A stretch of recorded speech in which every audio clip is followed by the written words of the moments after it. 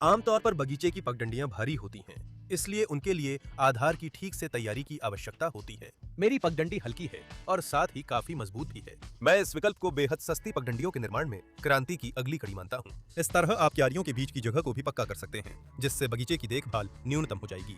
ऐसी पगडंडियों के तत्वों से आप बगीचे में आसानी से और जल्दी बगीचे में एक बैठने की जगह और स्विमिंग पूल के सामने एक आरामदायक जगह बना सकते हैं। इस तरह आप घर के चारों ओर भी पानी से बचाने वाली पट्टी बना सकते हैं। इस पगडंडी का हिस्सा फुटपाथ टाइल्स, प्राकृतिक पत्थर, पत्थर के पेवर या डाले गए कंक्रीट से कई गुना हल्का होता है। इसलिए मैं इंस्टॉलेशन के लिए एक बहुत ही आसान और कारगर तरीका सुझाता हूँ, जिसमें आपको घास भी हटाने की जरूरत नहीं पड़ेगी। ऐसी पगडंडियां आप ऑफ सीजन में किसी भी सुविधाजनक जगह पर बना सकते हैं, अपनी गाड़ी से ला सकते हैं, आसानी से उतार सकते हैं और जल्दी से लगा सकते हैं। ऐसी पगडंडियां तो एक गृहिणी भी बना सकती है, जिसमें बहुत कम समय और मेहनत लगेगी। इसमें बहुत ही सुलभ निर्माण सामग्री का उपयोग किया गया है। इन्हें आप किसी भी निर्माण सामग्री की दुकान से अपने देहाती घर जाते समय रास्ते में ही खरीद सकते हैं। अब तक ऐसी पगडंडियां सिर्फ अमीर लोग ही बनवा सकते थे, लेकिन अब सब कुछ बदलने वाला है, क्योंकि हमारे साथ प्रगति है। ऐसी पगडंडी एक नई आरामदायक जिंदगी की ओर रास्ता है। ये पगडंडी तैरती हुई पगडंडी जैसा एहसास देती है, जिसे साफ सुथरा बनाए रखना बहुत आसान है। और ये सब बहुत ही कम पैसों में मुमकिन है। कम से कम मेहनत, लेकिन सबसे ज्यादा सुविधा और खूबसूरती। चैनल याशा कोसियाक के गीत के दर्शक सबसे पहले इस अहम जानकारी के बारे में जानेंगे। अब सब कुछ क्रम से बताते हैं। सभी को नमस्कार। पिछले साल जब मैंने एक नई तरह की बगीचे की पगडंडी बनाया, जो लगभग 90% हल्के पेनोप्लेक्स से बना था, तो मैंने सोचा था कि इससे आसान और सस्ती पगडंडी बनाना अब मुमकिन नहीं है। लेकिन पता चला कि ये तो पूरी तरह मुमकिन है। पिछली वीडियो जिसमें पगडंडी के बारे में बताया था, दर्शकों के बीच काफी दिलचस्पी का कारण बनी। इसलिए मैंने यह निष्कर्ष निकाला कि अच्छी सड़कें, बल्कि कहे तो पगडंडियां, हमारे पोस्ट सोवियत क्षेत्र के लिए बहुत जरूरी हैं, और खासकर वे जिन्हें आप अपने घर या खेत के हिस्से में खुद बना सकते हैं, बिना किसी का इंतजार किए। आखिरकार हर शहर को मॉस्को की तरह मेयर के मामले में इतनी किस्मत नहीं मिलती। औसतन हमारे बेलारूस में भी सड़कें बुरी नहीं हैं, लेकिन अभी भी सुधार की गुंजाइश है। मैं फिर से 3 सेंटीमीटर मोटाई वाले स्टैंडर्ड पेनोप्लेक्स कंफर्ट शीट्स का इस्तेमाल कर रहा हूँ, जिन्हें चिपकाने से पहले मैंने लकड़ी की आरी के ब्लेड को हैंडल से अलग करके उनकी सतह को खुरदरा बना दिया। निर्माण के लिए इस्तेमाल होने वाली पॉलीयूरिथेन गोंद फोम का उपयोग करते हुए मैं 8 पूरे पेनोप्लेक्स शीट से एक ब्लॉक तैयार कर रहा हूँ। मेरी योजना के अनुसार मुझे 2 metre 40 centimetre by 2 metre 40 centimetre का ब्लॉक चाहिए। इसलिए मैं 9वीं शीट से कटर की मदद से पतली पट्टियां काट रहा हूं, जिन्हें जोड़कर मैं जरूरी आकार हासिल कर पाऊंगा। 2 पट्टियां जो किनारों से काटी गई हैं, पहले से ही किनारों पर स्टेप कट के साथ मिलती हैं। बाकी 2 पट्टियों में भी मैंने आसानी से स्टेप कट बना लिया। इनके साथ गोंद का जोड़ और भी मजबूत बनेगा। यहाँ तक कि इस बार वीडियो भी काफी छोटा है, क्योंकि सब कुछ इतना आसान है कि इसे खींचना और चालाकी से वीडियो को लंबा करने की कोशिश करना भी मुमकिन नहीं है। कुछ लोग जो ज्यादा अच्छे नहीं हैं, मेरी एक्सटर्नल फोम पॉलीस्टाइरीन यानी पेनोप्लेक्स के प्रति लगाव को एक बीमारी की तरह समझते हैं, जैसे कि मैं बिल्कुल पागल हो गया हूँ और EPPS का जुनून सवार हो गया है। मैं इस बात का खंडन करना चाहता हूँ। जमी हुई अतिरिक्त गोंद फोम को मैं काट देता हूँ। मेरा मानना है कि मेरी सोच इससे कहीं ज्यादा व्यापक है। उदाहरण के लिए, कुछ वीडियो पहले पेसनी याशी कोसियाका चैनल पर एक वीडियो आया था, जिसमें एक दुर्घटनाग्रस्त इटालियन स्पोर्ट्स कार की मरम्मत दिखाई गई थी। वहाँ EPPS का इस्तेमाल नहीं किया गया था। पिछला वीडियो तो पूरी तरह मधुमक्खी पालन के बारे में था। उनके लिंक मैं वीडियो के नीचे छोड़ रहा हूँ, आप खुद देख सकते हैं। और ये कि ज्यादातर लोग पेनोप्लेक्स वाले वीडियो ही देखते हैं, इसमें मेरी कोई गलती नहीं है। इसलिए यह बात बिल्कुल भी मुझसे जुड़ी नहीं है। और EPPS के राजा का जो खिताब मुझे दिया गया है, वो मेरे हिसाब से बिल्कुल बेबुनियाद है। दोनों तरफ से मैं अतिरिक्त चौथाई हिस्से काट देता हूँ।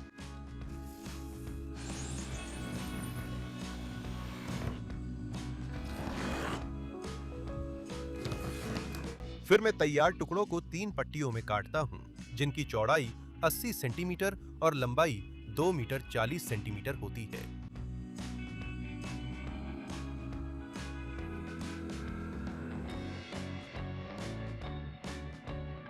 फिर मैं हर पट्टी को 3 बराबर हिस्सों में काटता हूँ।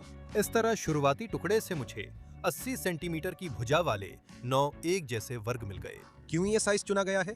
और कोई नहीं, ये थोड़ी देर बाद बताऊंगा। फिर वर्ग के आकार के हिसाब से मैं प्लास्टर की क्षार प्रतिरोधी फाइबर ग्लास जाली की शीट्स काटता हूँ। सही तकनीक के अनुसार पेनोप्लेक्स का इस्तेमाल निर्माण में सड़कों और रास्तों दोनों में किया जाता है। यह मिट्टी के जमने को कम करता है, जिससे ठंड के कारण होने वाली उभार रुकती है, जो कि मजबूत कंक्रीट को भी नुकसान पहुंचा सकती है। मैं थर्मल इंसुलेशन शीट्स को चिपकाने और प्लास्टर करने के लिए मिश्रण तैयार कर रहा हूँ। ऐसी खास मिश्रणें कई निर्माता बनाते हैं और इनकी कीमत लगभग टाइल्स के गोंद जितनी होती है। ये किसी भी निर्माण सामग्री की दुकान में मिल जाती हैं। वहीं पर कई तरह की फाइबर ग्लास जाली भी उपलब्ध होती है। मैं चौकोर टुकड़ों पर बेस सुदृढ़ीकरण परत लगा रहा हूँ। सतह क्षैतिज स्थिति में है, इसलिए प्लास्टरिंग का कोई खास अनुभव जरूरी नहीं है। चौड़े स्पैटुला से मैं इसे अपेक्षाकृत समतल बना देता हूँ। पेनोप्लेक्स का इस्तेमाल नींव के चारों ओर की पक्की पट्टी, नींव की बाहरी दीवारों, फर्श, दीवारों, छत, अटारी, छतों, बालकनी आदि के इंसुलेशन के लिए किया जाता है। यानी इसे घरों के चारों ओर इंसुलेशन के लिए इस्तेमाल किया जाता है, इसलिए ये कोई शौकिया जुगाड़ नहीं है। बेस सुदृढ़ीकरण परत से, उदाहरण के लिए पेनोप्लेक्स से इंसुलेट किए गए फसाड को मजबूत किया जाता है। हमारे यहाँ गोमेल क्षेत्र में जुलाई बहुत गर्म और नम रहा और आमतौर पर जल्दी सूखने वाली पतली मिश्रण की परतें, जिन्हें गर्मी में अक्सर गीला भी करना पड़ता है, इस बार उल्टा धीरे धीरे सूख रही हैं। इसलिए मैंने तैयार चीजों को धूप में रख दिया, लेकिन बेहतर और सही यही है कि वे धीरे धीरे सूखें। मुझे बस बहुत अधीरता हो रही थी। मैं पेनोप्लेक्स की नई पगडंडी चाहता हूँ, और वो भी जल्दी। फिर मैं दूसरी तरफ से भी सब कुछ दोहराता हूँ। ऐसी पगडंडियां बनाना आसान है जब आप खड़े हों, या फिर बेंच पर बैठकर भी बना सकते हैं। मतलब हम अपनी पीठ के लिए आरामदायक स्थिति में ये काम कर सकते हैं, और हमारे जैसे मेहनतकश लोगों की पीठ को कभी आराम नहीं मिलता। हमें हमेशा अपनी पीठ पूंजीपतियों, सरकार या खुद के लिए झुकानी पड़ती है। जितना ज्यादा पक्की जगह होगा, हमारी और आपकी जिंदगी उतनी ही आसान होगी। बेहद प्रभावी, ऊंची और गर्म क्यारियों के साथ हमें खाने के लिए ज्यादा बगीचे की जरूरत नहीं होती। और लॉन सुंदर तो है, लेकिन आसान नहीं है। आदर्श रूप से मुझे हर हफ्ते कम से कम एक पूरा दिन आंगन में सफाई और व्यवस्था बनाए रखने में लगाना चाहिए। तब सब कुछ हद तक ठीक ठाक दिखता है। जैसे ही मैं इससे कम बार करता हूँ, तो पौधे और घास काबू से बाहर होने लगते हैं। ताकि आप पूरी तरह समझ सकें कि सब कुछ कितना आसान और सरल है, मैं इस हिस्से को तेज नहीं करूंगा। दांतेदार ट्रॉवेल का हिस्सा गोंद को एक समान परत में लगाने में मदद करता है। मैं और मेरी पत्नी इंसान द्वारा इंसान के शोषण के खिलाफ हैं, इसलिए हम एक दूसरे का शोषण करते हैं। काश कोई ऐसी खाद होती जिससे घास को छिड़कने पर वो और भी हरी हो जाती, लेकिन कुछ समय के लिए बढ़ना बंद कर देती, जैसे 1 महीने या 1.5 महीने के लिए। पिछले कुछ सालों में निर्माण क्षेत्र में बुलाए गए विशेषज्ञों की सेवाओं की कीमतें काफी बढ़ गई हैं। वहीं उनकी सेवाओं की गुणवत्ता में साफ गिरावट आई है। ऐसे सुंदर लोगों में से कई हमारे निर्माण सामग्री को बर्बाद करने में सक्षम हैं, क्योंकि जो काम वे करके देते हैं उसे सभ्य शब्दों में बयान करना मुश्किल है। और यहाँ बिना जल्दी किए खुद ही अपने लिए, और सबसे बड़ी बात, अगर कोई गलती हो जाए तो दोष देने के लिए कोई और नहीं है, सिर्फ खुद को ही कोस सकते हैं। वैसे भी इतनी आसान काम में गलती करना लगभग नामुमकिन है। जहां हमारे मुख्य घर में टाइल्स के नीचे फोम प्लेट्स लगी हैं, वहां सब कुछ बढ़िया है। जहां टाइल्स के नीचे फोम प्लेट्स नहीं थीं, जैसे कि टेरेस पर, वहां टाइल्स कुछ सालों में उखड़ गईं। मैंने सोचा था कि एक विज्ञापन दूं और पुरानी टाइल्स किसी अच्छे इंसान को देने की कोशिश करूं, लेकिन तभी एक नए रास्ते का आइडिया आ गया। टाइल्स ठंड सहने वाली हैं, चौकोर हैं और हर साइड 40 सेंटीमीटर की है। 2 टाइल्स का साइज हो जाता है 80 सेंटीमीटर और 3 टाइल्स का साइज 120 सेंटीमीटर हो जाता है। शुरुआत में मैंने रास्ते के पैनल का साइज 6 टाइल्स रखने का सोचा था, 2 चौड़ाई में, 3 लंबाई में, यानी 80 बाय 120। लेकिन सिर्फ टाइल्स का वजन देखकर मैंने तय किया कि पैनल्स 4 टाइल्स के साइज में ही बनाऊंगा, यानी 80 बाय 80 सेंटीमीटर। ऐसा करने से यही एकदम सही रहेगा और पैनल को उठाने या लगाने में कमर में खिंचाव नहीं आएगा। और बगीचे की पगडंडी के लिए 80 सेंटीमीटर चौड़ाई बिल्कुल पर्याप्त है। इसलिए मैंने पुरानी टाइल को नई जिंदगी देने का फैसला किया। वैसे भी आजकल दुनिया में रिसाइकल किए गए सामान का चलन है और ट्रेंड में रहना कूल है। सोवियत संघ के समय में जिंदगी मजेदार थी, लेकिन सादा थी। किसी भी सिरेमिक टाइल को हासिल करने के लिए बहुत मेहनत करनी पड़ती थी, और ऐसी पगडंडियां शायद सिर्फ पॉलिट ब्यूरो के सदस्य ही अपने लिए बनवा पाने की हैसियत रखते थे। आजकल सब कुछ बदल गया है और टाइल्स के विकल्प बहुत ज्यादा हैं। आप इस्तेमाल की हुई टाइल्स भी मुफ्त में पा सकते हैं, जैसे मैंने किया। आप पिछले सीजन के बचे हुए कलेक्शन से बहुत सस्ती टाइल्स भी खरीद सकते हैं। हाई प्रेशर वॉशर बहुत मदद करता है, लेकिन शैम्पू वाला स्पंज भी जबरदस्त अतिरिक्त मदद करता है। दोस्तों, मैं पहले भी कई बार आपसे हमारे मुख्य घर के बेसमेंट की शिकायत कर चुका हूँ, जो वाटर प्रूफिंग में हुई गलतियों की वजह से जब ग्राउंड वाटर ऊपर आता है तो ऐसा दिखने लगता है, और अचार के जार तक जाना सिर्फ मछुआरों के बूट पहनकर ही मुमकिन हो पाता है। मैंने आखिरी वक्त तक वाटर प्रूफिंग सुधारने का काम टालता रहा, लेकिन अब और टालना मुमकिन नहीं है। अब कुछ करना ही पड़ेगा। तो मैंने ये फैसला किया, अगर आप आधुनिक निर्माण तकनीकों के बारे में जानते हैं तो आप काफी पैसे बचा सकते हैं और अपनी जिंदगी आसान बना सकते हैं। आज मैं आपको कंक्रीट की बैठने वाली वाटरप्रूफिंग के बारे में बताऊंगा। आमतौर पर कंक्रीट को पानी से बचाने के लिए रूबेरॉइड या बिटुमिन का इस्तेमाल किया जाता है, लेकिन ऐसी सुरक्षा सिर्फ 5-10 साल ही चलती है, जबकि आप उतने ही पैसों में कंक्रीट को एक बार में हमेशा के लिए सुरक्षित कर सकते हैं। बैठने वाली वाटरप्रूफिंग में खास रिएक्टेंट्स होते हैं जो पानी के संपर्क में आने पर कंक्रीट की मोटाई में अघुलनशील क्रिस्टल्स का निर्माण करते हैं। ये क्रिस्टल्स सभी खाली जगहों और सूक्ष्म दरारों को बंद कर देते हैं और पानी के प्रवेश को पूरी तरह रोक देते हैं। ये सच में हमेशा के लिए सुरक्षा है जो कंक्रीट का हिस्सा बन जाती है और जब तक इमारत खड़ी है तब तक काम करती है। एक्वाट्रॉन मिश्रणों को सोवियत रसायन शास्त्रियों ने रक्षा उद्योग की जरूरतों के लिए विकसित करना शुरू किया था। एक्वाट्रॉन 6 से पहले से बने भवनों की सुरक्षा की जाती है। इसे सामान्य ब्रश से सतह पर लगाया जाता है, लेकिन मिश्रण 20 सेंटीमीटर तक गहराई में प्रवेश कर जाता है। एक्वाट्रॉन 12 को तरल कंक्रीट मिश्रण में मिलाया जाता है, तब अभिक्रियाशील पदार्थ तुरंत पूरे घोल में फैल जाते हैं। मुख्य पैड सुरक्षा के अलावा एक्वाट्रॉन एक बाहरी सुरक्षा परत भी बनाता है। यह कंक्रीट के अंदर की सरिया और पाइपों को जंग से बचाता है, कंक्रीट की ठंड सहने की क्षमता बढ़ाता है और गंदी काली फफूंदी को पनपने नहीं देता। इस मिश्रण में फफूंदी रोधी गुण होते हैं और अगर आप एक्वाट्रॉन को तरल कंक्रीट में मिला दें तो घोल और भी लचीला हो जाएगा और कंक्रीट की संरचना और मजबूत बन जाएगी। वैसे प्रसिद्ध अमेरिकी समकक्ष में सिर्फ एक ही तरह की पैड क्रिया होती है, जबकि उसकी कीमत 4 गुना ज्यादा है। अगर पुरानी नींव में पहले से ही रिसाव हो रहा है तो पारंपरिक तरीका यही है कि इमारत को बाहर से खोदकर उसकी बाहरी सुरक्षा को फिर से दुरुस्त किया जाए, लेकिन एक्वाट्रॉन के लिए सिर्फ बेसमेंट की दीवारों को अंदर से ही ट्रीट करना काफी है। एक्वाट्रॉन लगाने के बाद कंक्रीट इसी तरह सूखता है। मिश्रण अंदर तक पहुंच गया, रिसाव को रोक दिया और फिर सचमुच कंक्रीट को भी सुखा दिया। और इतनी बहुउद्देशीय और सच में हमेशा के लिए सुरक्षा आम रूबेरॉइड से महंगी नहीं है। बस एक बार लगाओ और हमेशा के लिए हो जाता है। सारे काम आप खुद भी कर सकते हैं। पेनिट्रेटिंग वाटरप्रूफिंग के बारे में विस्तार से पढ़ें। बहुत ही गहराई से लिखे गए लेख में पोर्टल IXBT पर लेख और निर्माता की वेबसाइट के लिंक वीडियो के विवरण में दिए गए हैं। अगर आपको असुविधा न हो तो कृपया इस बारे में अपनी राय लिखें। क्या मैं सही रास्ते पर हूँ? मैं टाइल्स का गोंद तैयार करता हूँ और एक ऐसा टाइल लगाने वाला बन जाता हूँ जो हालात के आगे नहीं झुकता। फर्श की टाइलें लगाते हुए, घुटनों के बल चलते हुए मैं सीधी कमर के साथ काम करता हूँ। अब हमें और झुकाया नहीं जा सका। हमारे साथ प्रगति है। हमसे मतलब है बागवानों, सब्जी उगाने वालों और घरेलू कारीगरों से। हर एक तैयार बेस पर सिर्फ 4 टाइलें लगाने के लिए असली टाइल लगाने वालों जैसी कोई खास हुनर की भी जरूरत नहीं है। दोनों तरफ बुनियादी सुदृढ़ीकरण परतें लगी हुई पेनोप्लेक्स की तैयार शीटें मजबूत और हल्के कंपोजिट मटेरियल के हिस्सों में बदल जाते हैं और भार को बहुत अच्छी तरह से बांटते हैं। टाइल्स जो टाइल चिपकाने वाले गोंद से चिपकाई जाती हैं, ऐसी रास्ते के पैनलों की सतह को बेहद मजबूत बना देती हैं। साथ ही इनकी हल्की बनावट भी बनी रहती है। उदाहरण के लिए कंक्रीट स्लैब और फुटपाथ की टाइलों की तुलना में यहाँ तक कि टूटी हुई टाइल्स का भी इस्तेमाल किया जा सकता है, जिससे पूरी तरह से डिजाइनर रास्ते बनाए जा सकते हैं। उसकी निपटान के लिए आपको अतिरिक्त पैसे भी मिल सकते हैं, जैसे कचरा हटाने के लिए मिलते हैं। लेकिन मैं आपको बताऊं, ऐसी पगडंडियों के लिए टाइल्स खरीदी भी जा सकती हैं, क्योंकि मुझे लगता है कि वे इसके लायक हैं। उच्च गुणवत्ता वाली ग्रेस टाइल्स में बेहतरीन ठंड सहन करने की क्षमता होती है, लेकिन इन्हें बगीचे की पगडंडियों और चबूतरों की सजावट में कम ही इस्तेमाल किया जाता है, क्योंकि इसके लिए बहुत गंभीर और महंगे प्रारंभिक कामों की जरूरत होती है। क्योंकि सबसे पहले कम से कम आधा मीटर गहराई तक मिट्टी हटानी पड़ती है, फिर उसमें निर्माण वाला रेत डालकर अच्छी तरह दबाना पड़ता है, उसके बाद उसमें बजरी डालकर दबाना पड़ता है, फिर कम से कम 10 सेंटीमीटर मोटी प्रबलित कंक्रीट की परत बनानी पड़ती है और फिर कम से कम 1 महीना इंतजार करना पड़ता है जब तक सब कुछ अच्छी तरह सेट न हो जाए। और उसके बाद ही इस मजबूत नींव पर महंगी टाइल्स बिछाई जाती हैं, क्योंकि इतनी मेहनत और खर्च के बाद सस्ती टाइल्स खरीदने का मन नहीं करता। अब तक ऐसा केवल अमीर लोग ही कर सकते थे, जैसे कि महंगे स्विमिंग पूल के आसपास के इलाकों में। लेकिन अब समय आ गया है सब कुछ बदलने का। टाइल्स के नीचे की सतह पर काफी पैसे बचाने का तरीका मिल रहा है। शुरुआत में मैंने जोड़ों को उसी टाइल चिपकने वाले से भर दिया। वे सूख गए, हल्के ग्रे रंग के हो गए और बेज रंग की टाइल्स की पृष्ठभूमि में खो गए। इसलिए जल्दी से जोड़ों की भराई निकाल दी और तय किया कि अब बाजार से खरीदी हुई ग्राउट पर खर्च करूंगा। एक और विचार आया कि इस तरीके से शानदार पक्की जगहें बनाई जा सकती हैं, जैसे कि पार्टियों के लिए।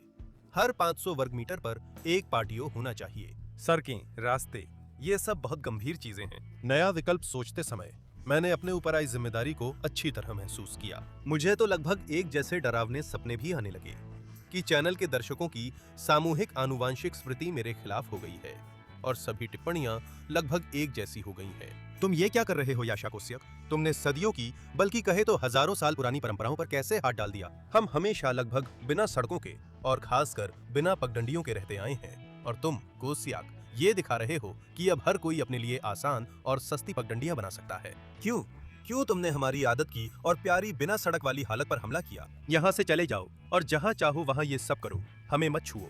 हमें तुम्हारी पगडंडियां नहीं चाहिए। अगर हमारे पास सड़कें होती तो नेपोलियन ने हमारा कब का हिसाब कर लिया होता।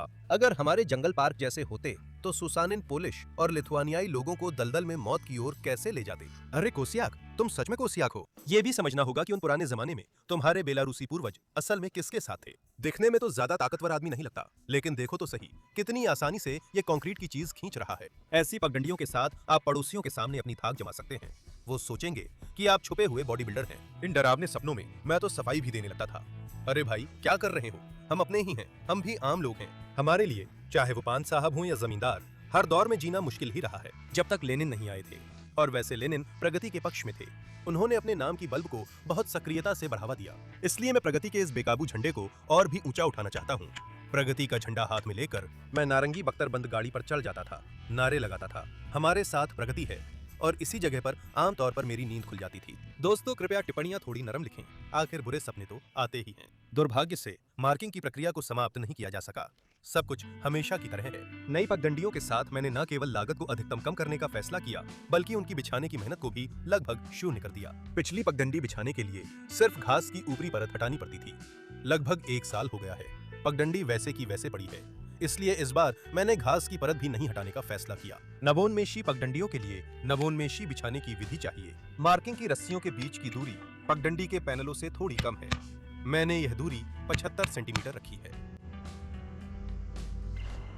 प्लॉट की बनावट के कारण शुरुआत में पगडंडी एक समतल में चलेगी, फिर दूसरी समतल में चली जाएगी। मैंने ट्रांजिशन को उस दूरी पर मार्क किया है जो पगडंडी के पैनलों की पूरी संख्या का गुणज है। दिखने में लगभग समतल ये हिस्सा बहुत कम चौड़ाई में भी काफी ऊंच नीच रखता है।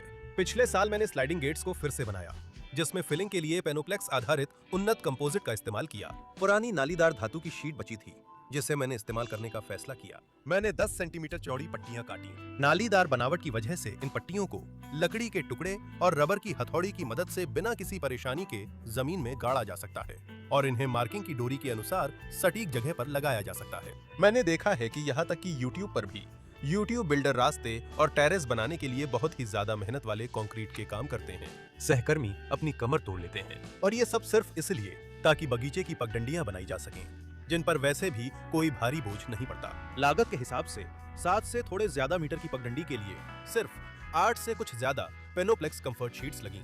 2 बैग थर्मल इंसुलेशन के लिए गोंद, करीब 15 मीटर ग्लास फाइबर जाली, 1 बैग से कम टाइल गोंद, थोड़ी सी पॉलीयूरिथेन गोंद फोम, 1 शीट से कम पुराना प्रोफाइल शीट और मुफ्त की टाइलें।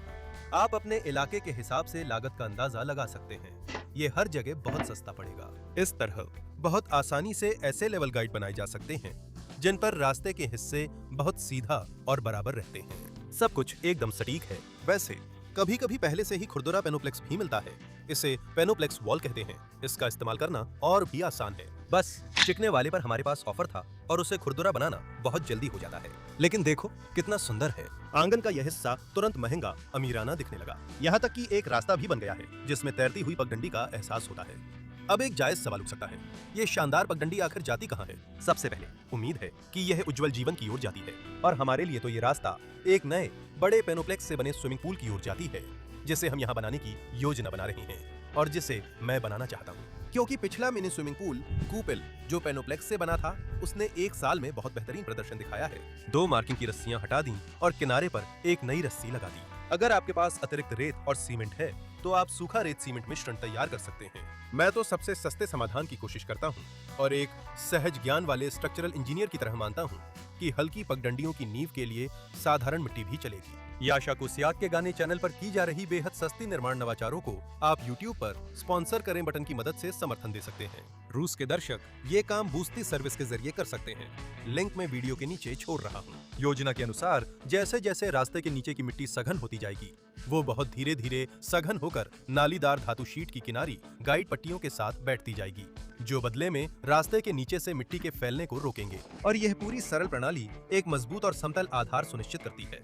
साथ ही इसे लगाना भी बहुत आसान और शारीरिक मेहनत के लिहाज से बेहद हल्का है। जैसा कि मुझे उम्मीद है मैंने आपको साफ तौर पर दिखाया है, इसलिए मेरा मानना है कि यह जानकारी दोस्तों, करीबी लोगों और सभी अच्छे लोगों के साथ तुरंत साझा करनी चाहिए। अब कमर झुकाना बंद करें, आराम से जीने का समय आ गया है। दाईं ओर की डोरी आवश्यक स्तर के अनुरूप नहीं है, क्योंकि स्तर पहले से ही निर्धारित है। यह केवल दिशा की स्पष्टता की जांच के लिए है। साथियों, ऐसी पगडंडियों के साथ हम सभी की एक नई जिंदगी शुरू होनी चाहिए। फुर्सत में मैंने ऐसी पगडंडियां हमारे ऊंचे और गर्म क्यारियों के बीच में आजमाई। मुझे ये पसंद आया। ऐसी पैनलों से बना प्लेटफॉर्म किसी भी बगीचे को सजा सकता है और जल्दी से एक आरामदायक पार्टियो बना सकता है। ऐसी ही पक्की जगह स्विमिंग पूल के सामने भी बनाई जा सकती है, जहां बैठकर बातें की जा सकें या धूप का आनंद लिया जा सके। ऐसी पगडंडियां भरी हुई बागवानी की ठेला भी आसानी से सहन कर सकती हैं। लेकिन रूबलेव्स्की ओलिगार्खों जैसी पगडंडियों पर बागवानी की ठेला लेकर चलना तो बिल्कुल भी अच्छा नहीं माना जाता। वे आराम करने के लिए हैं, काम करने के लिए नहीं। और मत कहिए कि रबर के जूते या गैलोश पहनकर उन पर फिसलन होती है। ये पगडंडियां हमारे उज्जवल जीवन का रास्ता हैं। दाचा में बागवानी करने वाली महिलाएं, उन्हें इन पर सिर्फ हील्स पहनकर चलना चाहिए, और पुरुष जो बागवानी करते हैं उन्हें महंगे जूतों में चलना चाहिए। इतनी बचत के बाद अब पत्नी के लिए लाबुते खरीदने के लिए भी पैसे बच जाएंगे। ऐसे रास्ते के हिस्से आप आराम से सर्दियों में बना सकते हैं, जैसे कि गर्म गैराज में या यहाँ तक कि अपने फ्लैट के बालकनी में भी। इन्हें अपनी कार में ले जाकर जल्दी से लगा सकते हैं। पेनोप्लेक्स आप किसी भी बिल्डिंग मटेरियल की दुकान से खरीद सकते हैं या वेबसाइट से ऑर्डर कर सकते हैं। लिंक मैं वीडियो के नीचे छोड़ रहा हूँ। बड़ा सा लाइक जरूर दबाएं। चैनल याशा कोशियाक के गाने को सब्सक्राइब करें। मेरे ज़ेन, टिकटॉक और इंस्टाग्राम को भी फॉलो करें। सभी लिंक वीडियो के नीचे हैं। घंटी का बटन भी दबाएं, तब मैं आपको जरूर जानकारी देता रहूंगा। पूरी दुनिया में शांति स्थापित हो। धन्यवाद।